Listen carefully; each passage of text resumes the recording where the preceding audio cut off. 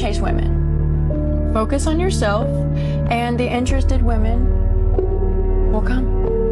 You don't want a woman that acts interested in you because you're chasing her. That's fake love. That's fake attraction. That's fake. It's fake. She's using you. You want a woman who's actually interested in you. So you have to be interested in yourself. And you know, as I say this, it's sad. It's a sad world because women, we don't go up to men. We don't go up to men and say, hey, you look handsome today, or can I have your number? We don't do that, right? We want the chase, but we don't respect it. We don't, you know, actually take it to the next step. We force the men to take it to the next step. It takes two to tango. It takes two to tango. If you don't want to be alone for the rest of your life, you gotta put some oomph. You gotta put some effort. You can't just expect the man to chase you all the way.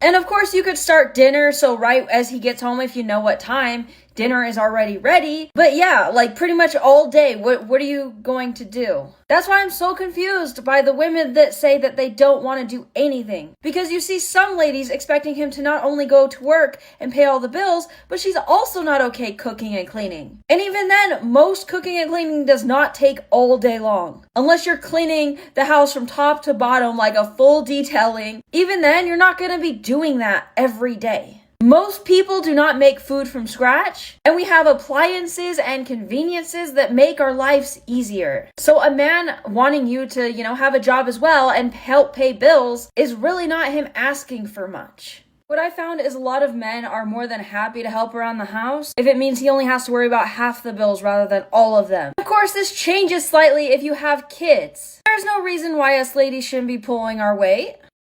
Men make more money. Okay, money makes the world go around, but who makes most money? Men.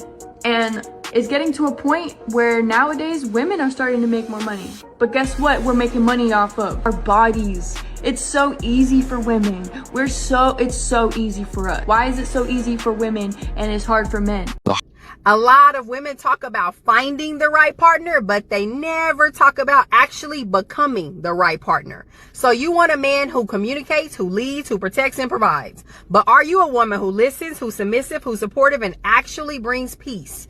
You want your man to be consistent and loyal, but do you show up in the same ways? Because a lot of y'all are running around screaming how perfect you are and you've done absolutely no work on yourself, but you're looking for a partner who's healed, who's grounded and disciplined, but you entertain chaos. You like the drama still. But let me tell you something. The partner that you're going to attract is going to be a reflection of the work that you've actually done. So if you've done no work, stop looking for Mr. Right.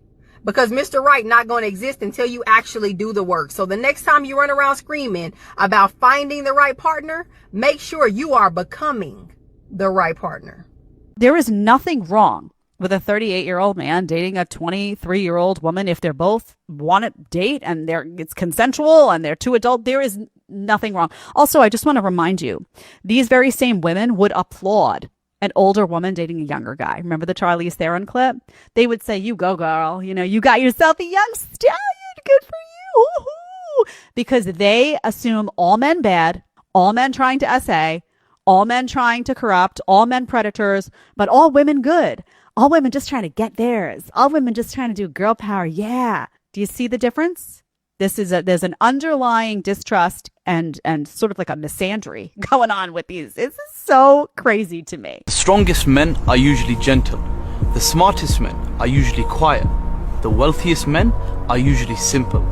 And the happiest men are usually private. Real power and value doesn't have to announce itself. And if you feel the need to always put on a show, then maybe you're not as powerful as you think.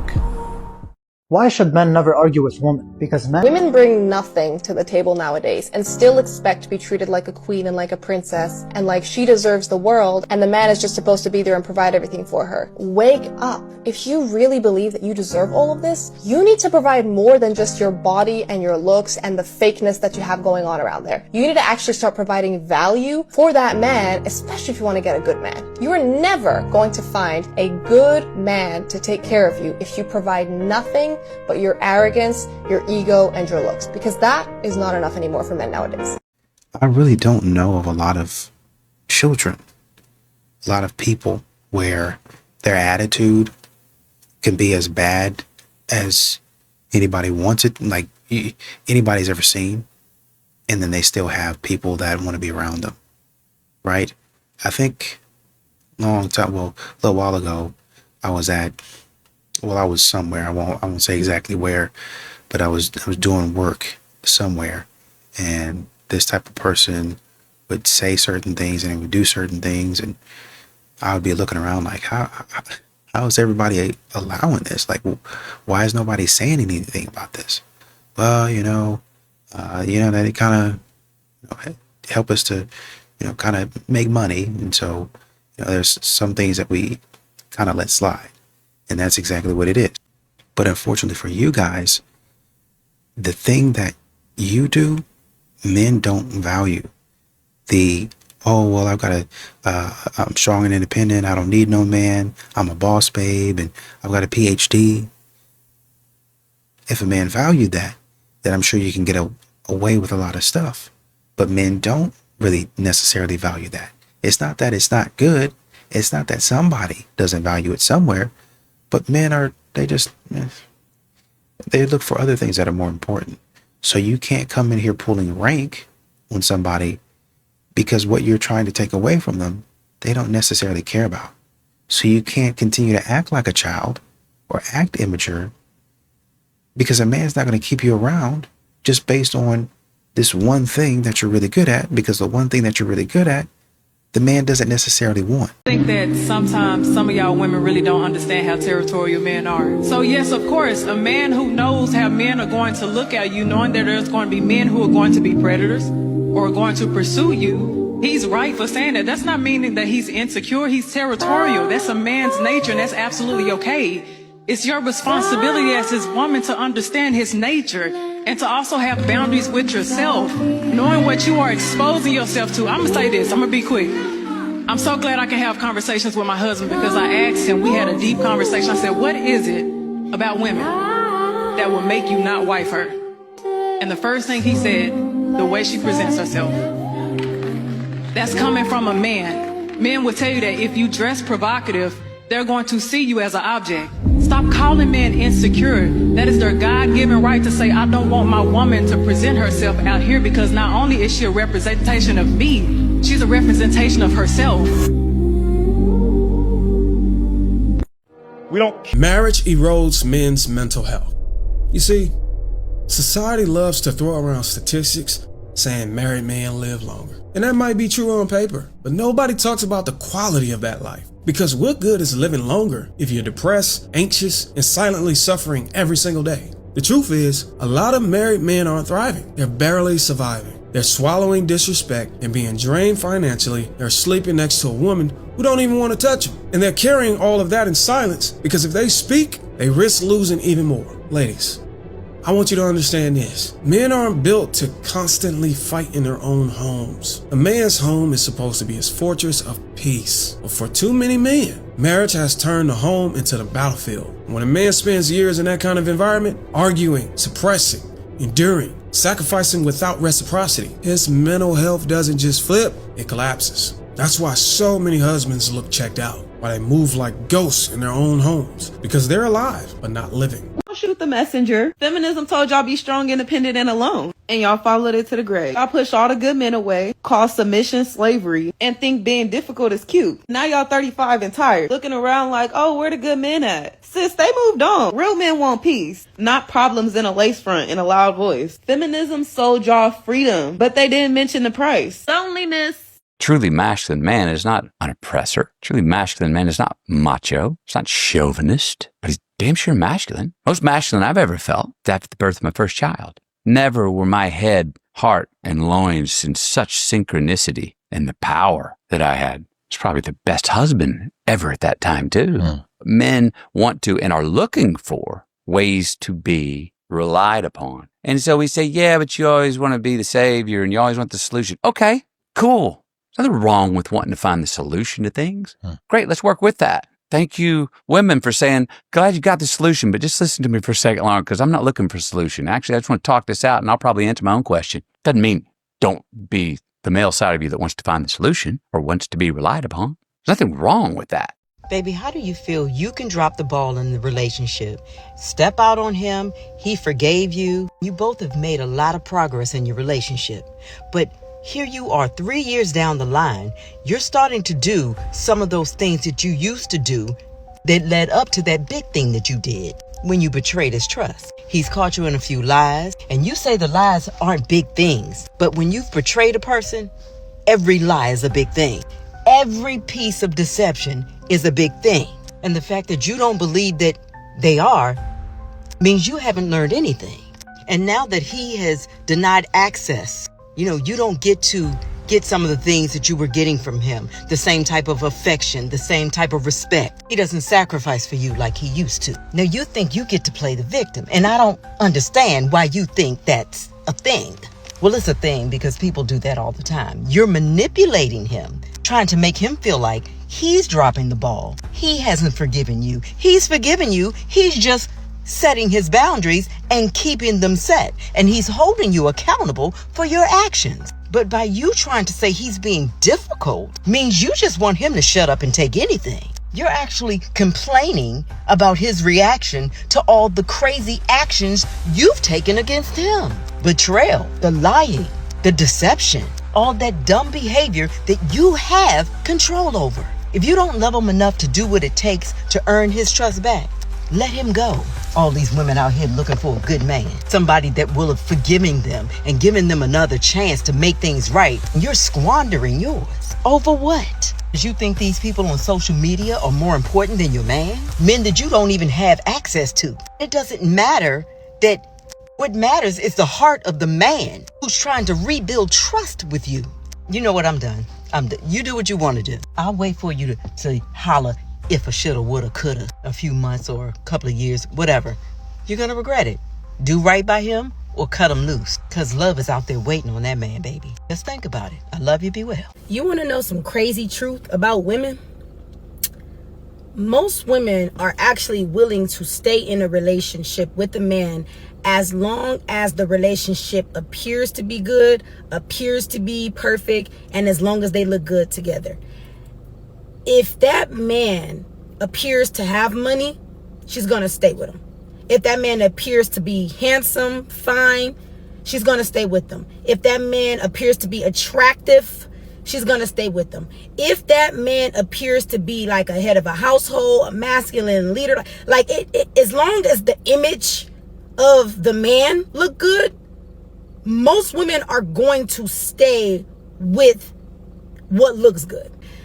Women care about impressing other women. As long as the man is attractive to other women, they're going to do whatever they can to stay in the situation because they love the attention that comes with looking put together. They love the attention that comes with the fake happy, the fake happily ever after. Women just want the look. Women do not care about if something is actually working out or if it's actually going well. They are going to hold on to the wit's end of life as long as that man look a certain way and as long as they look a certain way to the public. And I think that's insane. That man can literally put his hands on her right before they get ready to walk out of the door to go to an event. But as long as he bought her a nice outfit and as long as she got her hair and her makeup done and as long as he looked like he is all of that, she doesn't even have enough strength to simply say, I ain't going with you. You done disrespected me for the last time. You can go by yourself. I'm not going. She don't even got enough strength to say that. Because in her little weak mind, she thinking, but I'm going to still go because he look good. I look nice. And I don't want other girls looking at. Like, women just be so weird, so weak, so whack. Like, this is kind of what I was saying the last time, right? And there was something that I said about, Chad essentially being able to do whatever he wanted to do. I cut that part out because I didn't really think that it, kind of fit the commentary here. But what she's saying is essentially what I was trying to get to. It's like a double-sided thing. On the last clip, when Helena was talking, he was talking about what do you bring to the table? And my point there was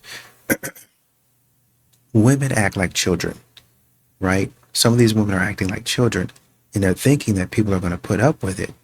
They're thinking that, oh, well, I'm just going to continue to give you this. I'm just going to give you, you have a bad attitude, but I'm going to keep on giving things to you because you bring me value. It's like the person I was talking about. A lot of people put up with the stuff that he did because he made a lot of money for the company, right? The other part of this stuff that I was commenting on was there's a lot of Chads and Tyrones that do this. They get away with this type of thing because it's crazy that she started talking about that. They get away with what they do because they provide validation, at least on the surface. They provide attention, at least on the surface. You're saying and you're doing all of the things that I really want to hear. You're not looking at the long term to where maybe Chad and Tyrone are not going to give you the stability that you need. That man that might not be able to give you that spark of attention that you're really wanting, that man that might not be able to give you that spark of validation. Oh man, when we got together, there was just butterflies. He might not be able to give you that. So you look for the instant. You're too worried about something that's unhealthy. A lot of times, and I'll give you another example. A lot of times people will use medicine. They'll take medicine over and over again, and it'll say it has side effects, but they'll take it because it makes them feel good, right? I just saw a study about melatonin linking to, I can't remember what it was, but a lot of people use that, right? The point I'm trying to make, I'm not trying to tell you what to do. I'm just trying to tell you a lot of things that people do, they don't do in moderation. So the risks present themselves more. There's a higher chance of the side effects coming to fruition because you use that thing more instead of doing it in moderation, right? And so you have a lot of this. So if you're taking that and you're thinking about the spark that Chad gives, instant gratification, instant medicine, it's going to work. That's good for a little while, but how are you going to get long term the thing that you need? Most doctors will tell you, if they're a good doctor, I'm going to give you this medicine now, but it's not meant for you to take long term. What you need to do is you need to change your lifestyle. You need to start going to the gym. You got to do your cardio at least 30 minutes a day. Lifestyle changes, dietary changes. There's a lot of people that will go home, just take the medicine and not change any of that. Modern women, they will sit up there and listen to other modern women tell them, keep on seeing Chad, keep on seeing Tyrone, keep on seeing that man that's going to give you all that money. And men are telling you, don't do that. Do not do that. Even if you were to see a man like that, very young, and you might have had an encounter with that man, maybe once or twice, or a couple men once or twice, that would be better than you having an encounter with that same type of man over and over and over again and running up your body count over and over and over again, a quick hit over and over and over again. That's why a man says, how many bodies do you have? To see how stable you are, to see how level you are, to see if you're addicted to the quick life, the fast life, or you're really ready for more mundane, slower, steadier, stable. Y'all are doing this type of stuff, and men are catching you at the door and saying you can't come in here. You're mad at that man, but he's right for telling you, no, you've been out there with Chad and Tyrone. You've been looking for that fast life, and you're not going to come in here with that. And to her point, y'all keep on getting involved in stuff you know you have no business being involved in, and then you wonder why men back off and saying, no, you allow that man to do you like that for too long, men to do you like that for too long, and now you want me to clean it up. What's your biggest thing in a guy? Like when they... No, okay. Say it, say it. No. Run it. I was gonna say if they're like really nice, it's such an ick. Right, yeah, of course. As a former nice guy, I want to speak to all of my brethren that are upset about videos like this, that are upset that all the girls don't want to be with a nice guy. And I want to explain to you why they are correct as to why they shouldn't want to be with a nice guy. First and foremost, a nice guy is not a good man that can protect, provide, and give her safety inside of a relationship. A nice guy can only sacrifice himself, his time, his energy, his health, his resources and finances in an attempt to make her happy. That's what every nice guy I have ever seen in a relationship does. We sacrifice ourselves in hopes to take care of and make everyone else happy because we believe our purpose in life is helping other people. And let me point out the huge problem with this strategy, because I know it seems noble and just and makes you a good person, but it actually makes you a really shitty man. Because if your job is to provide safety and security for her in a relationship, how does you making yourself weaker and hurting yourself and depleting your resources lead to her being more safe? How does you having no boundaries inside of your relationship with her or with your own damn self make her feel safe? How does you not even being able to stand up to her lead to her feeling like you'll ever be able to stand up for her? So you can go ahead and continue on this journey of self-destruction because you think it's honorable and noble, but what you're actually doing is fucking hurting everyone that you love.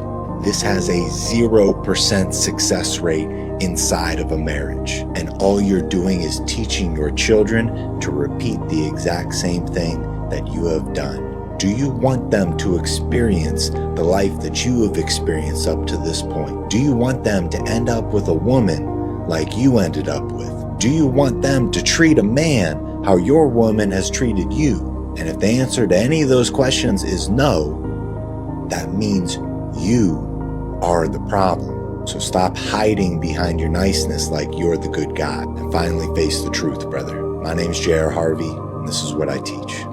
Stay strong, kings. I got rejected by a man this week in a way that was kind of actually brutal. I just want to say I think you're really cute, and I was wondering if I could get your Snapchat.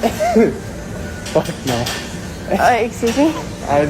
Nah, I'm good. Trust me. I don't know, you just kind of busted looking.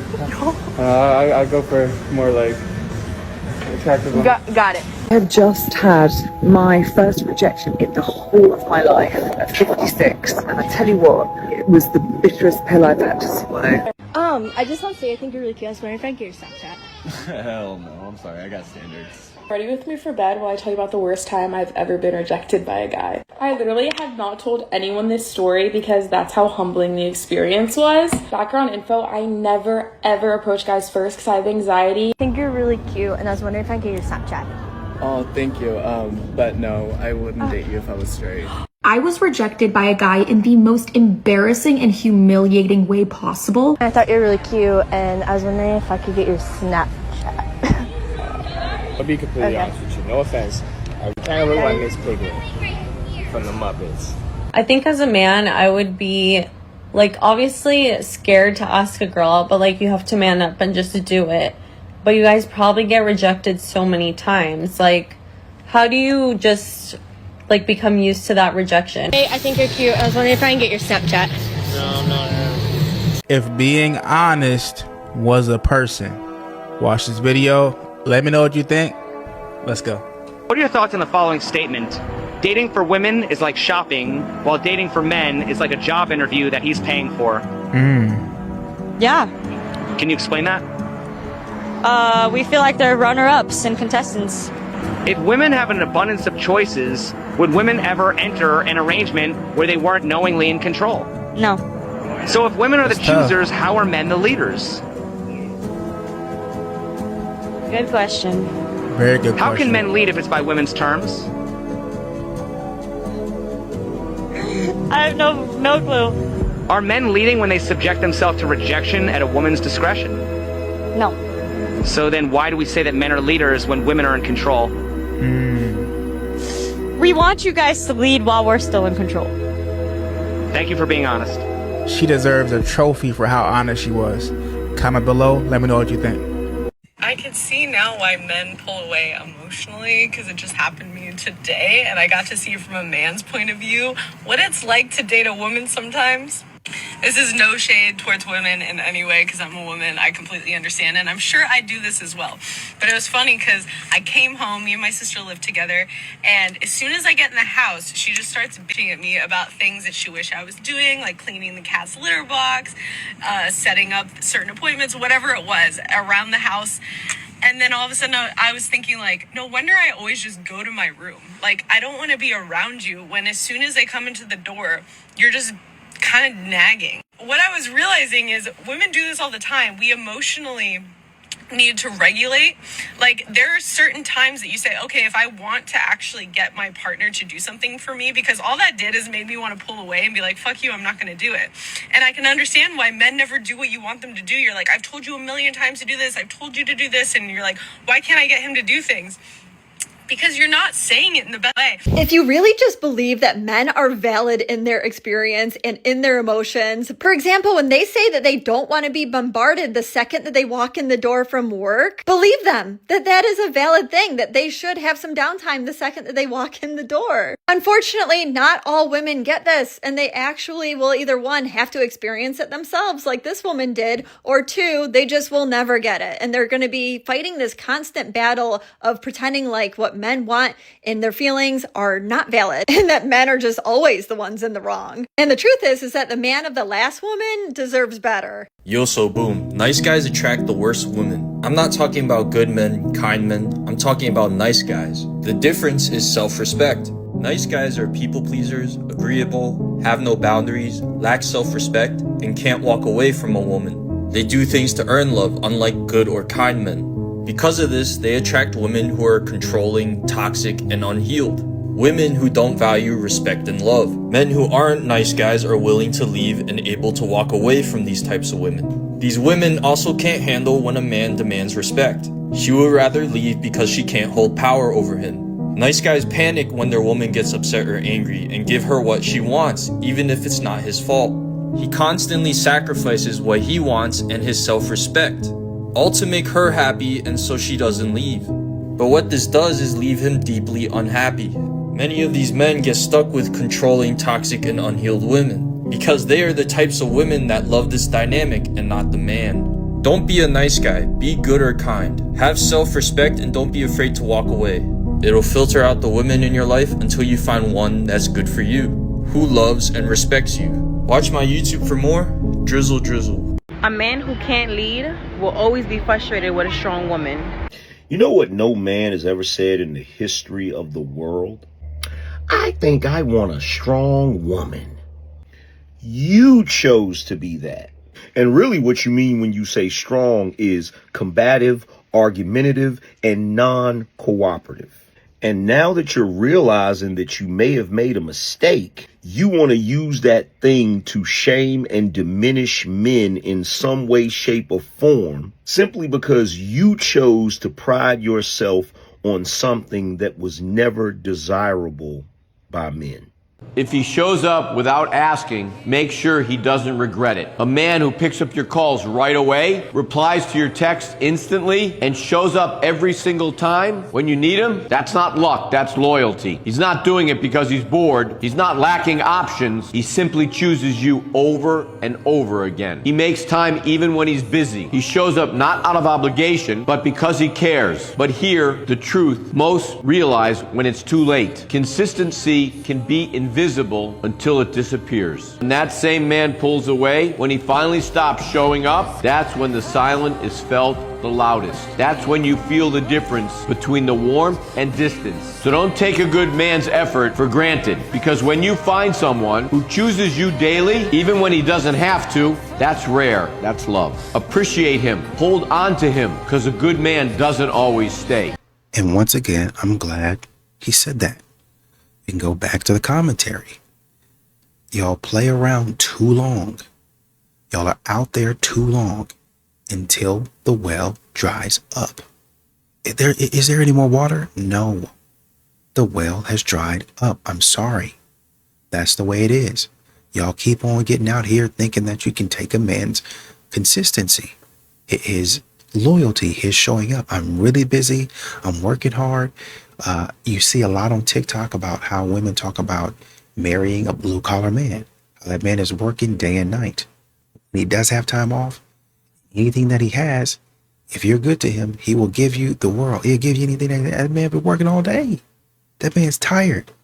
I've seen brothers out here tired, dead tired, in work boots. They still dirty from work, lugging their daughter around on their shoulder.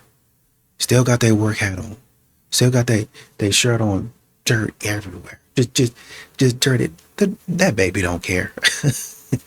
That baby don't care. That little boy, that little girl don't care. They don't care. And the woman just walking around. Now she looked nice. She looked nice. She got her, her outfit on and she looking good. And he just trying to make it. You can see the tiredness in his eyes. But he's still out there doing, I'm trying to, I don't want to miss this. I'm dead tired. I don't want to miss being with my family. I don't want to miss building my legacy. That's what a lot of modern women walk away from. They allow Chad and Tyrone to turn their attention. Oh, look, I got a nice suit on. You like that? And I'm not talking against suits.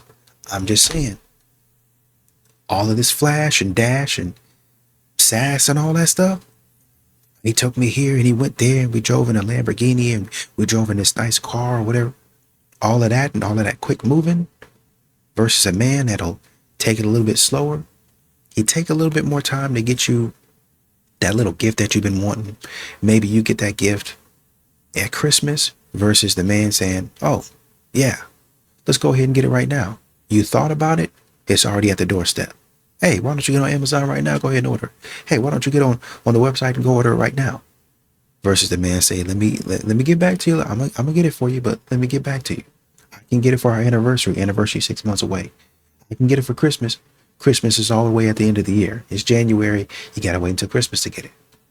But it's gonna be a little bit longer, but that man is gonna get it to you. Y'all need to start looking for men like that are loyal, that are consistent. I can count on that man to do something big for me on my anniversary. I can count on him to do something big for me on my birthday. I can count on him to do something thoughtful, meaningful, big, right around Christmas. And I love him for it. But y'all are too busy out there chasing Chad and Tyrone, and you get caught every single time. Women are only nice to you if you don't talk to them very much. Now I'll say that one more time. Women are only nice to you if you do not desire to talk to them very much. Now for some of you, when you hear a line like that, that sounds really harsh. But this is still a topic that every man is going to have to internalize for themselves to really understand what I'm talking about. Wisdom can come at any age. Some guys might learn this really quick in their 20s. Other guys, it might take them to their 30s or 40s. But you're not going to be able to outdo this one with looks, money, or status. The reason why I think this topic is very important is because I have found this secret to be true for basically any man at any age, at any height, at any income level. I have seen this happen. Now, disclaimer, I feel the need to say this too. You are going to find this to be true no matter who you date. I don't care if the woman has never been with another man in her entire life. I don't care if she's had 10 different boyfriends. I don't care if she was married and divorced. I don't care if she comes from a stable 2-parent household. I don't care if she had a strong father, as if that does really anything to change attraction. She had a strong father, so now not her. She's not going to be attracted to that guy. Oh, no. Completely wrong. Women are only nice to you if you don't talk to them a lot. Most women don't want a man with logic. They want a man who agrees with their feelings. They'll say, oh, I want a man that understands me. Translation, I want a man who nods his head and says, yes, baby, even when I'm dead wrong. The second logic enters the chat when you point out their contradictions or the flaws in their stories. Now you're toxic. Now you're negative. But the reality is most women aren't looking for logic. They're looking for validation. They don't want a leader. They want a mirror. That's why when they actually do meet a man who moves with logic, who doesn't bow down to their emotions, they say he's harsh, he's toxic. They call him everything but what he really is, which is honest. Let's be honest, ladies. If you only want a man who agrees with you, then what you really want is a yes man, not a partner. Let's talk about something most men don't even realize, that they're being emotionally or mentally abused by their partner. Yeah, it happens to men too. And if any of these things sound familiar, probably time to pay attention. Number one, you're walking on eggshells. Now, that doesn't necessarily mean you're being abused, but generally speaking, if you're monitoring every word, every tone, every facial expression, because you never know what's going to set her off, and in fact, your body is reacting and anticipating a blow up, that's not keeping the peace. That is conditioned fear, a survival response. Number two, she weaponizes your vulnerability. Maybe you finally open up and you're talking about your struggles or your feelings, and then somehow that gets thrown back in your face in the next argument. That's not intimacy. That's not connection. It's manipulation. Whether she's meaning to or not, that is an emotionally immature woman who is using your vulnerabilities and your opening up as a weapon of how you are wrong, you are bad, you are broken, and you're buying into it. Number three, you're constantly being blamed for her emotions. If she's angry, if she's sad or disappointed, it's somehow your fault. You end up apologizing for how she feels instead of what you did. Number four, she uses affection or the withdrawal of it as control. She withholds touch, sex, or warmth until you earn it. Again, that's not love. That's punishment dressed up as a boundary. Number five, you no longer trust your own perception of reality. You question your memories, your instincts, even your worth, because every time you try to address something, it's flipped and turned back around on you. This would be classic gaslighting. So if you're nodding your head right now, this isn't about hating women or pointing fingers. It's about realizing that abuse isn't always physical, and men can end up in toxic, emotionally abusive dynamics too. The way out isn't by fixing her or waiting for her to get help, no matter how much you try to beg and plead and her go get her help. If she's being destructive to the relationship, that's where the boundary needs to be set. And it starts by you rebuilding you, learning how to set healthy boundaries so the cycle of degrading you stops, rebuilding your own self-worth so you no longer believe you're deserving of this kind of treatment, and you can advocate for how you will and will not be treated in a calm and firm way. And regulating your own nervous system so you don't default into the people-pleasing survival response, right? Or freezing or flighting and running away from it just to avoid living in your own life. Right? Being so detached from your body that you just don't deal with your life at all. And then you become a ghost in your own home and in your own life. So this is exactly what I teach men inside of a program called Healthy Mentality, where men learn to lead themselves again with peace and with power and become men who they can respect, looking back at them in the mirror to no longer tolerate poor treatment and abusive behavior. So if this hits home with you and you want to learn more about it, DM me the word HEAL. And hey, my name's Tara and I'm on a mission to create a self-aware army because it's lonely in these self-aware streets. And she hit me with the, when I tell you how I feel, don't tell me how you feel. What? Acknowledge how I feel. And I'll be like, she'll say what she feels, and then I'll immediately say why she shouldn't feel that way. I didn't even realize you're not supposed to do that. Yeah. I'm just sitting here seeing you feel something dumb, and I'm like, well, let me fix that for you. You don't gotta feel that. You are burdening yourself with this feeling. You cannot feel it if you just listen to me. You see someone getting crushed by weights at the gym, you're like, let me help you. They're like, no, just acknowledge I'm getting crushed by weights. They're like, no, let me lift the weights Let me lift the weight off you. No, just look at me and be like, man, that must be so heavy for you right now. And then they're like, thank you so much, while their arms are shaking. No, that is so true. Listen up, y'all, because this concept saved my marriage. So a guy named Charles Duhigg wrote this book called Super Communicators recently, and he talks about how there's 3 different types of conversations that people have. And if one person is having one type of conversation while the other person is responding with a different type of conversation, they will miss each other and be unable to connect and carry on the conversation. Now, keep in mind, this dude isn't just any old author. This isn't his first book. He also wrote The Power of Habit, which look how many reviews the book has. If you know anything about books, it's completely unreal. Anyways, let's get back to the conversations. So type 1 is called practical conversations. This is what we as men are really good at.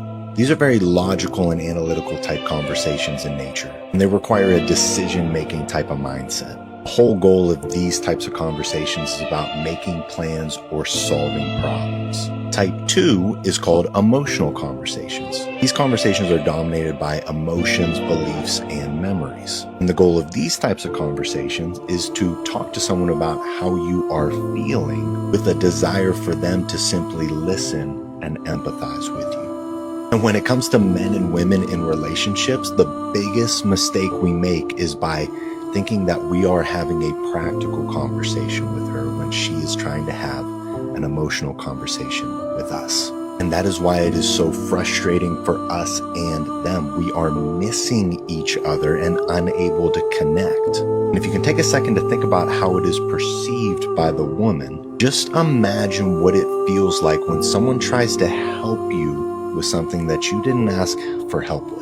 Someone tries to give you advice on how to handle a situation that you weren't looking for advice on. When that happens to us, right, someone tries to force themselves on us, force their unwanted advice or unwanted help in the situation on us. Number one, it's really annoying. Like, dude, I didn't even ask you, okay? And number two, it makes you feel like that person thinks you're not able or capable of handling it on your own.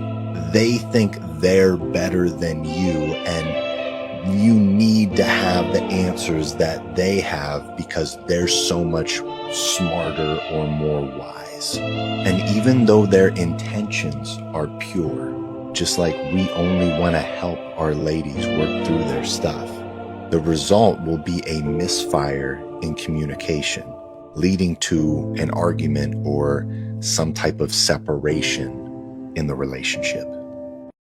I can agree with this. I think most men are trying to solve a problem. They're not trying to hurt anybody. They're just trying to see where they can help.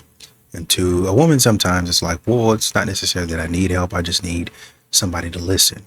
I think the issue for a lot of men comes in when there's always so much negativity, right? He's always got to take on the emotional dump.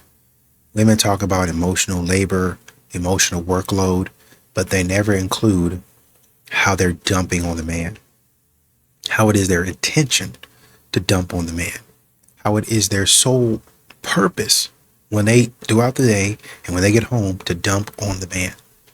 Just dump negativity, negativity, negativity all the time.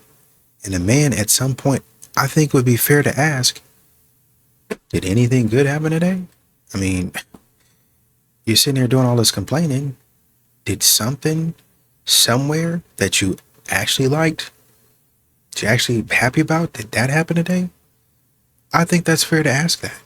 You can't endlessly continue to dump on somebody and then somebody say, man, we've been at this for 3 hours. I mean, we've been at this all day, on and off, but pretty much all day. I mean, if she's bothered, men get to a point to where they're like, if this, like, because you're going on about it, you will go on about it all day. If this is bothering you that much, maybe try this. This might be the solution. I think that's what any logical person, man or woman, would do. They'd be like, man, they are really having a tough time with this. How can I help? That's a man taking initiative, which women want.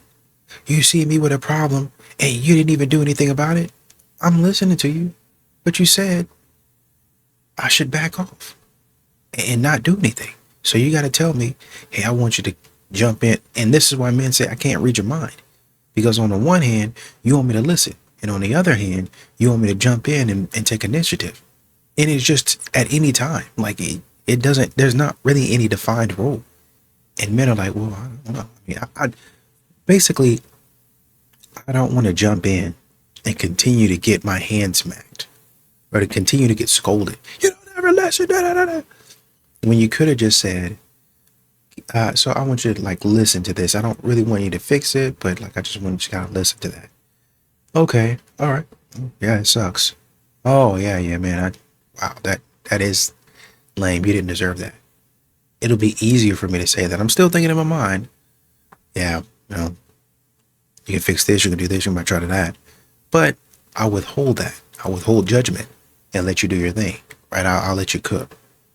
But you got to let me know Instead of today, I want you to withhold judgment, but a few minutes later, in a totally, quote unquote, according to you, totally different situation, I want you to jump in and take initiative and help.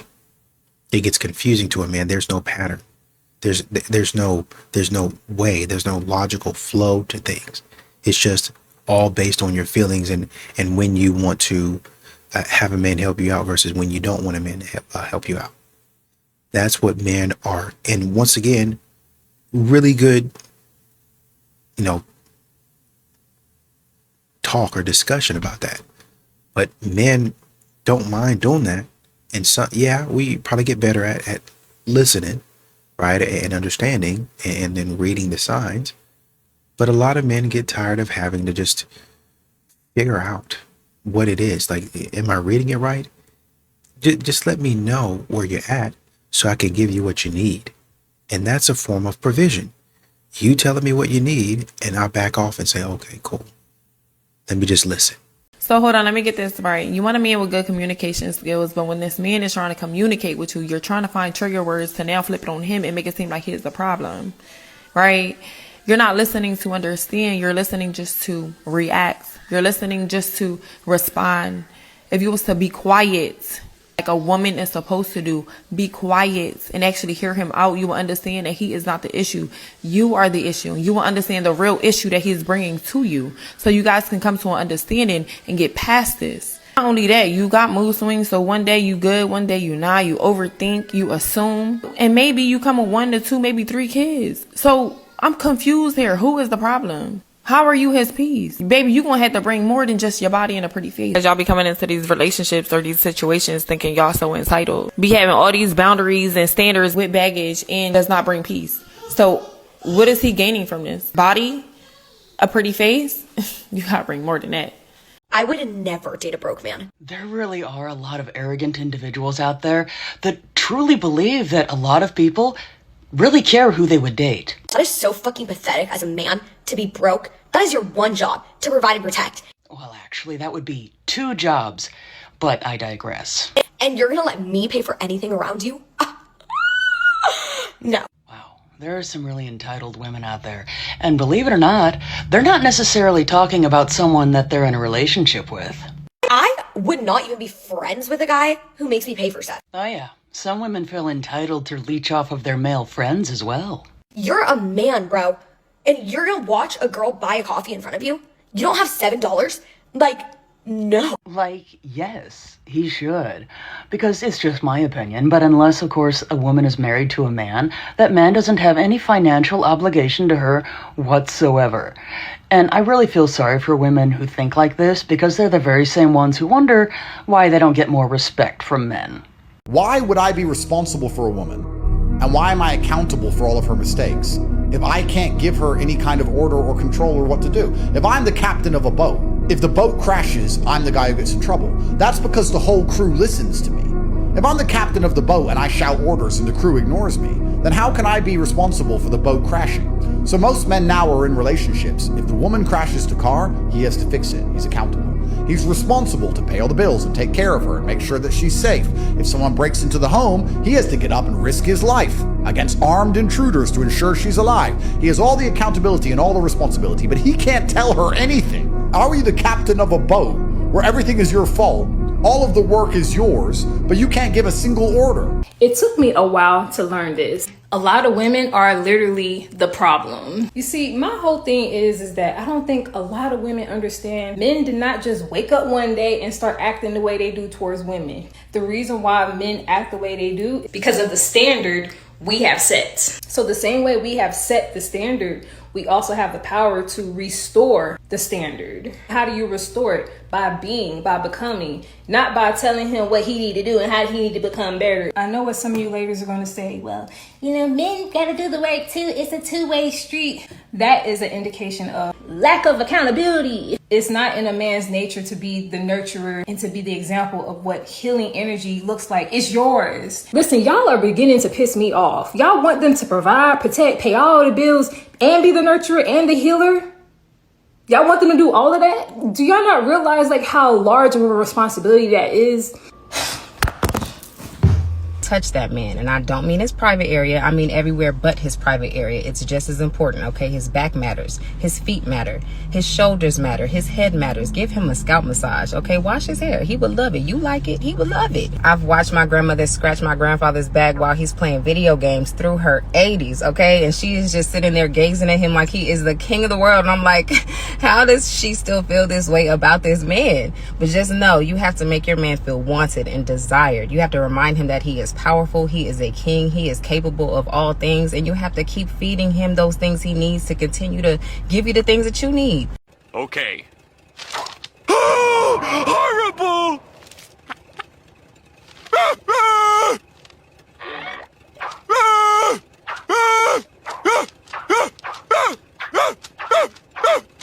A masculine man will never be attracted to a controlling, critical woman.